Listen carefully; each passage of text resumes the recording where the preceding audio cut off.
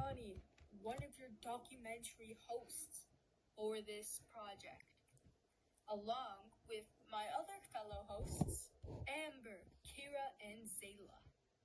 We have chose Mill Pond for investigation location. We hold our outdoor investigation together on May 7th, 2025 and May 23rd, 2025. Welcome to Mill Pond, a reservoir near Alexander Mackenzie High School. It's home to many species, big and small. In this documentary, we focus on one of the smallest creatures, one of the biggest impacts, in my opinion at least, ants. While birds and ducks may be on the surface, ants build networks below our feet. What role do they play in this local ecosystem? Why don't we take a closer look?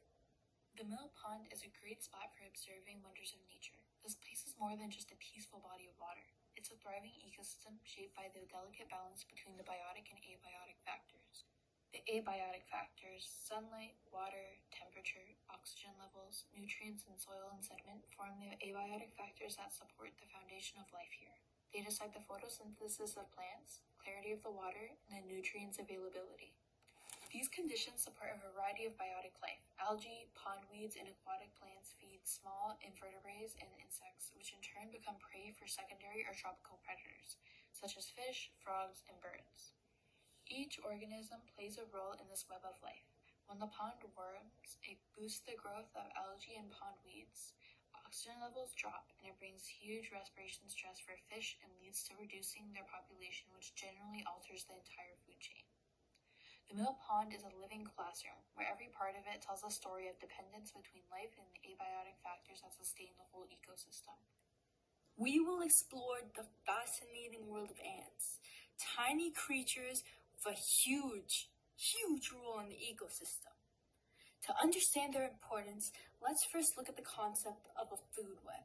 A food web illustrates the complex feeding relationships between organisms in an ecosystem. It shows who eats whom, from plants and fungi, called producers and decomposers, to animals that are predators, prey, or scavengers. Ants are opportunistic scavengers, meaning they feed on a variety of sources: dead insects, plant material, and sometimes even leftovers from human food, like dropped on the ground. Like, for example, this cracker that we left on the ground. Scavengers play a key role by cleaning up dead matter, recycling nutrients back into the soil. Here, an ant drags a dead insect back to its colony. This behavior helps break down organic material, which benefits fungi and plants in the ecosystem. In this food web, ants act as both predators and prey. They hunt smaller insects, but are also a food source for birds and other larger predators. Their diverse diet and position makes them vital conductors in maintaining the balance of nature. By scavenging, hunting, and feeding, ants help Mill Pond's ecosystem stay healthy and thrive. Even the smallest creatures, being ants and many other insects, play a big role in the circle of life of many environments. Mill Pond functions through its four earthly spheres. The biosphere, the sphere that holds all living things, including the ants, trees, ducks, and algae. The lithosphere, the outermost layer of the earth that's composed of the earth's crust and includes a rocky terrain that shapes the pond and the soil the ants dig through. The hydrosphere, the sphere that is composed of all the water found in the ecosystem, including the pond itself, underground moisture, rainfall, and more. Finally, the atmosphere, the layer of air and gases around us that affects the temperature, wind, and weather. Rain from the atmosphere added moisture to the hydrosphere, which seeped into the ground, softening the soil and changing the conditions of the lithosphere, affecting the behavior and activity of plants, ants, and other organisms in the biosphere. Photosynthesis is performed by plants, algae, and plankton. Using sunlight, they convert water and carbon dioxide into glucose, a form of sugar, and release oxygen. This is how energy first enters the ecosystem. Cellular respiration is how non-producers like ants, frogs, or even us break down food to obtain energy. Oxygen helps turn glucose back into carbon dioxide and water, giving energy to the movement of the organisms in the environment. Ants play a vital role in supporting both processes.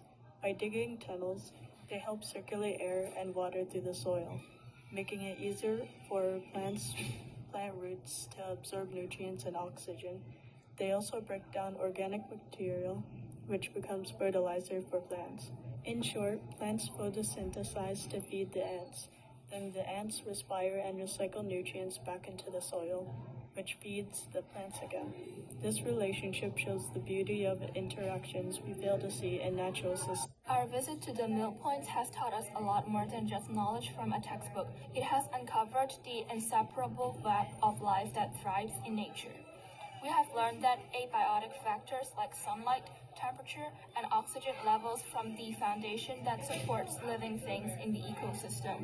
And we have seen how biotic factors, from observing point weeds and algae beside the road to snails which is crawling beside riverbanks, interact in a delicate balance. Each living thing plays a vital and necessary role to the whole ecosystem. Other than this peaceful appearance, nature also shows us its cruel and ruthless side. We saw the nature's rules of survival for the fittest, from observing two ants fighting till death for food. Overall, this point is more than just water and wildlife. It is a living system.